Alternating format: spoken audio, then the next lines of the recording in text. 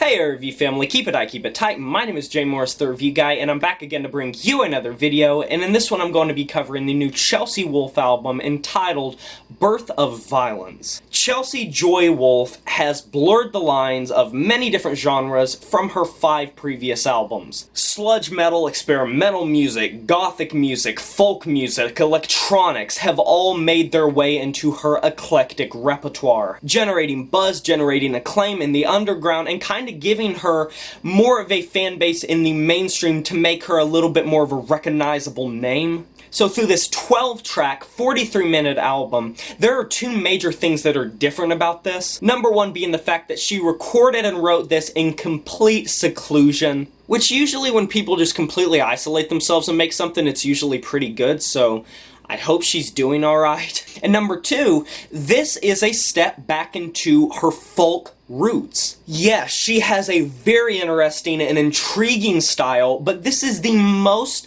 she has been close to her 2010 album, The Grime and the Glow, since that record released. Every single record past that point had touches of that sludge, that doom, that gothic. So to see her return in full force to an indie folk, to a shoegaze type of format, it's really exciting. And jumping back for a second to the whole seclusion thing, if anything reflects the soundscape of this record, it is a somber quality. It is complete isolation and just despair. Truth be told, this record is really damn good. But I think that stepping into this record, you're not just going to have some sort of level of appreciation for Chelsea's take on these genres she calls home, this very gloomy, brooding, dark, and foreboding, and ominous, and somber take, macabre take on these genres, but I think you're also going to have some sort of appreciation for folk music and neo-folk music. Because there is a rigid production style on some of these tracks, but at the end of the day, it's a fairly,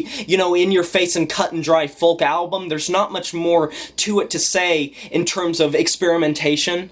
However, that in no way means that this is a bad album. In fact, I think it is one of her best. The first track, The Mother Road, is an amazing indication of the record. She sings with this Stevie Nicks vibrato. I just like how the instrumentation is so stripped back on this track and on this record, and yet the vocals can be low-key but inspirited. By all means, it's a very low-key track, and I was just like, oh, this is very, very dark and ominous and eerie until that last leg, where it falls into this just beautiful, gothic, dark and macabre, melodic, anthemic vibe. And when you think it can't swelter anymore or burst at the seams, it goes the extra mile and somehow turns up the intensity to just create this Victorian atmosphere. Kinda the same with the track American Darkness, only its obvious, ominous vibe showcases itself earlier on in the track pretty much straight away, and its somber vibe is completely evident. With the simple drum pattern, the simple guitar work, and those really stringent gothic melodies. But once again though, as that latter half approaches, it falls into that anthemic territory again, into this blissful ambiance.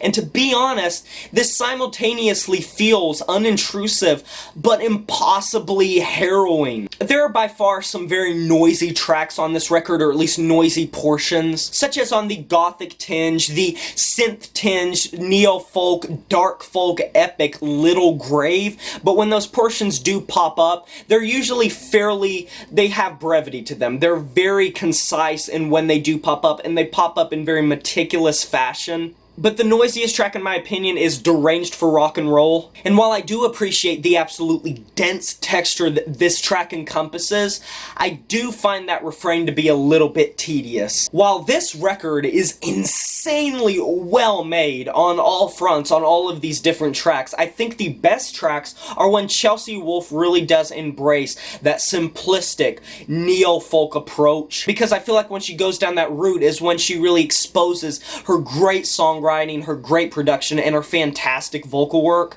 I am so impressed by her ability to create a project that is bigger than the sum of its parts, that at the core of it has a very simplistic, backing to it. The drum work and the guitar work are not going above and beyond to be super experimental, super heavy, super distorted, or anything like that. And bar some of those very cinematic feelings that some of these tracks can have, where they just swelter and become so massive and so towering over you and so harrowing, it's a fairly simplistic record. And like I said, the fact she was able to make this bigger than her, bigger than the instrumentation, bigger than the sum of its parts, and make it feel larger than it actually is just so impressive to me. Two of my favorite tracks happen to be Be All Things and When Anger Turns to Honey. Both of them feature this enveloping pressure that is so choking but so loose at the same time, like a beautiful contradiction. Smooth instrumentation, but a very rigid, sometimes ethereal vocal performance on both of them, especially when she goes into her higher register on the track Be All Things, or when she lets her vocals go loose on When Anger Turns to Honey. She just flows like silk without any constriction, and yet she still sings with so much passion. And take the fairly short track Highway, which is the penultimate track on the record. Even on her first record, she never really came through with something that quite sounded this vintage but this modern, with stellar production backing it, but still having that raw, organic, like I said, vintage feel. It's hard for me to find something bad about this record. It's not necessarily perfect, but the atmosphere, the density, the production, the vocal performance, the songwriting at the core of it all is just harrowing. It's just so beautiful from head to toe. Every track on this record is just great. Hopefully I've turned you on to this record if you weren't going to check it out, because you really should check it out. Yeah, I don't want to sit here and ramble on. Not much more to say about it than that. I'm going to be giving this album a 9 out of 10. And that is a wrap. Please stay for the end screen. I'll link some videos that you might be interested in. Like this video if you enjoyed it. It helped me out a lot. Subscribe to the YouTube channel to join the review family today. Smash that notification bell to be notified of my future uploads. I don't know what I'm doing. My name is Jay Morris, the review guy, and I'm signing off saying farewell.